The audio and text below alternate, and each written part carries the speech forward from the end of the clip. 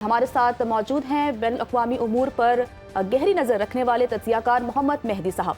मेहदी साहब, बहुत शुक्रिया वक्त देने के लिए। सर, कहिएगा कि पाकिस्तान के सियासी मसाइल पर पाकिस्तानियों की तशवीश बजा, लेकिन हिंदुस्तान में मजहब से लेकर सियासत और इलाकाई लिसानी तकसीम की गहरी लकीर बड़ी वाज़ेह है। पाकिस्तान और हिंदुस्तान के समाजी और सियासी मसाइल का ज़रा तज्ज़िया कीजिएगा। बिस्मिल्लाहिर्रहमानिर्रहीम। देखिए, पाकिस्तान के अंदर जो है ना, वो मसाइल सिर्फ पॉलिटिकल है। पॉलिटिकल एक दूसरे से इख्तलाफ रखा जाता है और उसके खिलाफ एक दूसरे के खिलाफ बात की जाती है। हिंदुस्तान में बिल्कुल मुख्तलिफ मामला है।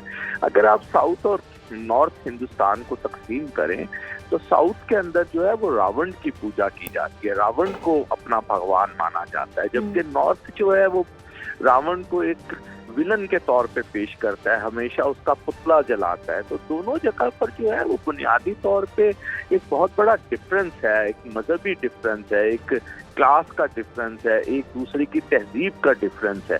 अगर आप देखें तो ब्रिटिश के दौर से पहले जो है ये जो साउथ का इलाका था, खास तौर पे जो वो 7 स्टेट्स है, वो कभी भी दिल्ली के मातहत नहीं रही हैं। उनकी एक इंडिपेंडेंट हैसियत रही है, या वो फिर दूसरी तरफ जहाँ थाईलैंड और उनके साथ उसके मरासिम रहे हैं, वो इस तरफ नहीं रही। तो वहाँ पर मसाइल और तरह के हैं। फिर वहाँ एक और बहुत बड़ा मसला, आप देखिए बीजेपी इस वक्त इक़्तिदार में तीसरी दफा है, लेकिन बीजेपी ने आज वाले दिन तक मुसलमानों को टिकट ही नहीं देती है। बस इतनी बड़ी आबादी मुसलमानों की 24-25 करोड़ में एक आदमी भी मुसलमान ऐसा नहीं जो उनके टिकट हासिल कर सका हो या असेंबली का मेंबर बना हो।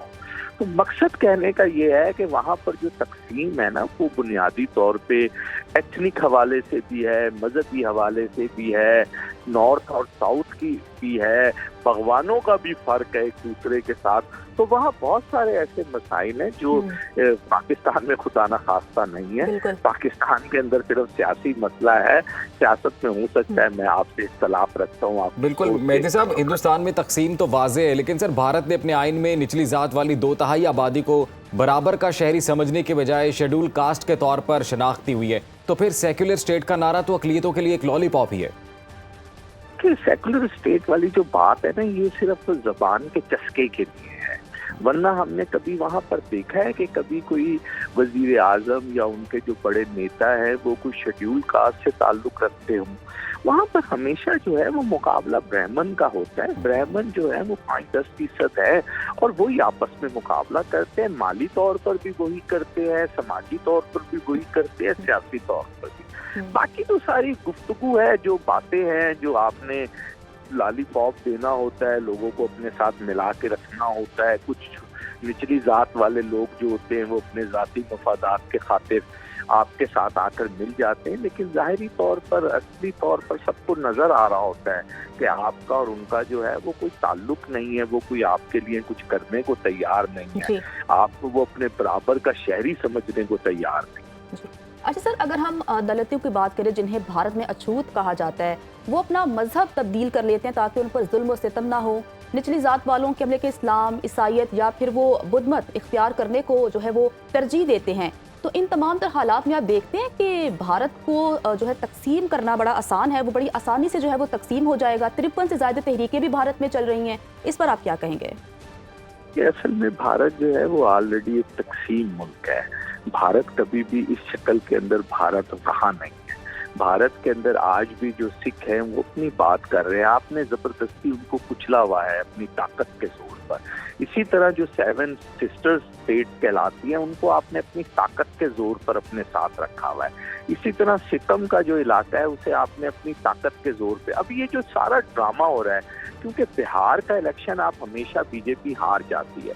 इस वक्त बिहार में इलेक्शन होने जा रहा है और बिहार के इलेक्शन में टोटल बीजेपी के पास एक ही नारा है और वो नारा है मुसलमान और पाकिस्तान के खिलाफ। इसके अलावा उनके पास कोई चीज नहीं है बिहार के लोगों को दिखाने के लिए। और अगर आप पिछले चंद दिनों के अंदर देखें तो बिहार में जितना मुसलमानों पर जुल्म किया जा रहा है इस वक्त और मुसलमानों के साथ जिस तरह का रवैया इख्तियार किया जा रहा है, अब नीतीश कुमार साहब जो वजीर आला और आप लालू प्रसाद साहब को जरा सुने तो आप हैरान रह जाएंगे कि वहाँ पर इस वक्त क्या सिचुएशन है। तो ये जो सारा ड्रामा है ये हर दफा किसी इलेक्शन को जीतने, क्योंकि बिहार कभी जीता नहीं गया और बिहार एक बड़ी स्टेट है और सेंटर के अंदर है हिंदुस्तान के, उसकी बड़ी अहमियत है क्योंकि वो रिलेट करती है साउथ इंडिया को और नॉर्थ इंडिया को, तो वहाँ पर कब्जे की ये जंग हो रही है। तो सर आप क्या सूरत हाल देख रहे हैं बिहार इलेक्शन की, क्योंकि ये जो पहलगाम फॉल्स फ्लैग ऑपरेशन किया है भारत ने, मोदी सरकार ने बिहार इलेक्शन जीतने के लिए, मोदी सरकार पाकिस्तान पर हमला तो कर नहीं पा रहे क्योंकि कर ही नहीं सकते, डरपोक ही इतने हैं, तो क्या मोदी के हाथ से बिहार आपको निकलता हुआ नजर आ रहा है? बिहार वो कभी जीते नहीं है और अभी मैं 2 दिन पहले तक ईरान में था और ईरान में हिंदुस्तान के भी प्रोफेसर आए हुए थे। उनका ख्याल था कि अगर वहाँ पर फेयर एंड फ्री इलेक्शन हुआ और वहाँ पर घुसपैठिए वाला काम ना हुआ जैसे उड़ीसा के अंदर हुआ था तो बिहार बीजेपी कभी नहीं जीत सकती। लेकिन बिहार को जो है वो कंट्रोल करने की कोशिश की जा रही है, उसको उसके अंदर घुसने की कोशिश की जा रही है। तो ये एक मुकाबला है, वरना लालू प्रसाद साहब जो है वो डटे हुए हैं अपने महाज पर और उनको हराना मुमकिन नहीं है। लेकिन उनको हराने के लिए जनता पर अब ज्यादा जोर नहीं है, उसका ज्यादा ख्याल नहीं है, बल्कि दूसरे रास्तों से बिहार में घुसने की कोशिश है।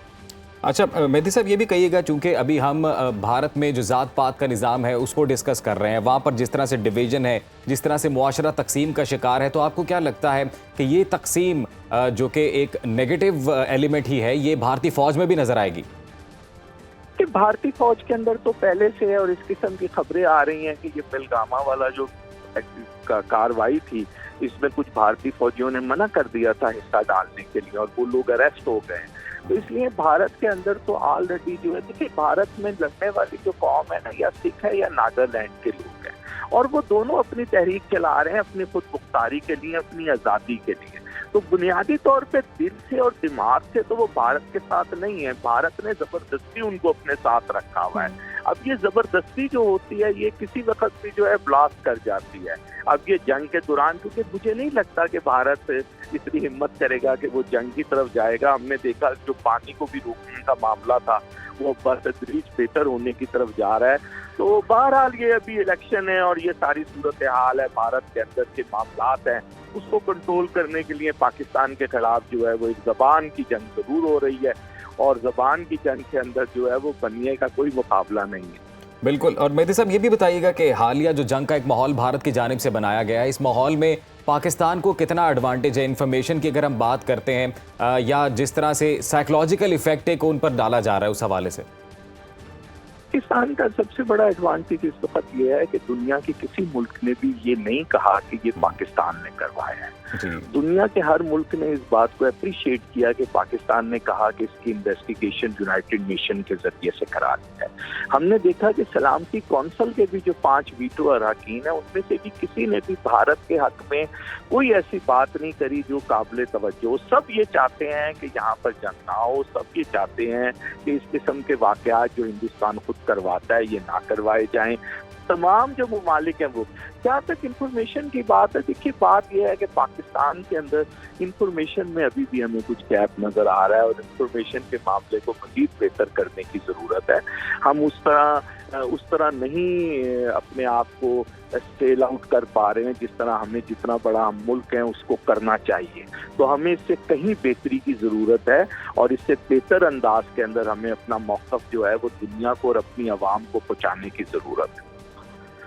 अच्छा मेहदी साहब, जैसा कि हम लोग दलितों की बात कर रहे हैं तो उनकी ख़वातीन के साथ बड़ा नामुनासिब रवैया रखा जाता है। ख़वातीन को हिरासानी का सामना करना पड़ता है, उनके साथ रेप होता है। हिंदुस्तान में तो वैसे ही ख़वातीन के साथ ज़्यादतियाँ बहुत ज़्यादा होती हैं। दिल्ली को तो रेप सिटी कहा जाता है और स्पेशली जो अछूत ज़ात की ख़वातीन हैं उनको रेप का निशाना बनाया जाता है। इस पर आप क्या कमेंट करेंगे कि जो इंसानी हकूक़ की तंजीमें हैं वो आवाज़ उठाएँ भारत में भी और बाकी सारी दुनिया में भी?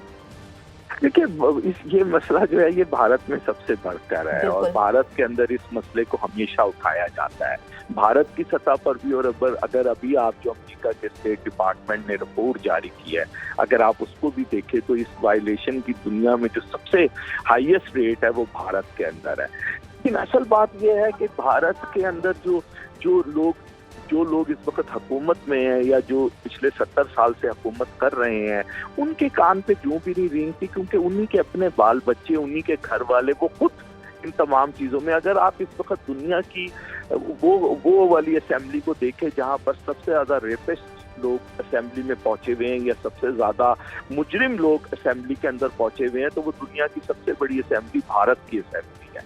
तो भारत के अंदर जो है वो, क्योंकि उन लोगों की कोई पहुंच ही नहीं है, उनकी कोई बात ही नहीं है। ज़रूर सिविल सोसाइटी या कुछ लोग इस मौजू पर बात करते हैं, लेकिन हमने देखा उन लोगों के साथ भी क्या होता है। उनके घरों में लोग घुस जाते हैं, उनके साथ जाती करते हैं, उनके ऊपर घर से बाहर निकलने पर पाबंदी लगाते हैं। दतिया राय और बहुत सारी हमारे पास ऐसी मिसालें हैं। जिन नसीरुद्दीन शाह, जिन्होंने कभी कोई बात की तो उनके लिए जीना हराम कर दिया गया। तो भारत के अंदर रहते हुए बड़ा मुश्किल है अपनी बात करना। तकरीबन भारत के अंदर अब ये नामुमकिन हो गया है कि आप अपनी सच्ची बात जो है कर सके। बहरहाल दुनिया जो है वो मुख्तलिफ औकात पे बात करती रहती है, लेकिन भारत जो है वो क्योंकि इन बातों का आदी हो चुका है, तो वो इन बातों की कोई परवाह नहीं करता है वो भारत। बिल्कुल मेहदी साहब, ये कहिएगा कि सिंतास मुआहिदे की खिलाफ वर्जी भारत कर रहा है, जंग का ऐलान भारत कर रहा है, इंसानी हकूक़ की खिलाफ वर्जी भारत कर रहा है, फॉल्स फ्लैग ऑपरेशन भारत कर रहा है, पाकिस्तान ने भरपूर अंदाज में अपना केस दुनिया के सामने रखा, सिफारती ज़राए का भरपूर इस्तेमाल किया, तो क्या आपको मुस्तकबिल करीब में भारत के लिए कोई बड़ी मुश्किल पैदा होती नजर आती है?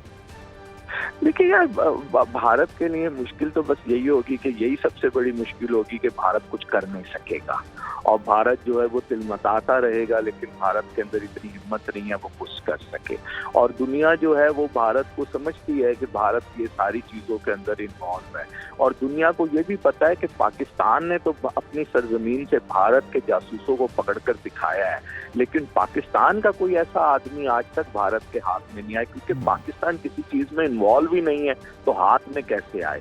तो दुनिया इस स्टैंडर्ड को समझती है, लेकिन कुछ नागुज़ीर वजूहात की वजह से, कुछ कारोबारी लेन देन की वजह से, भारत की बड़ी मार्केट की वजह से बहुत दफ़ा जो है वो चशमपोशी कर जाती है।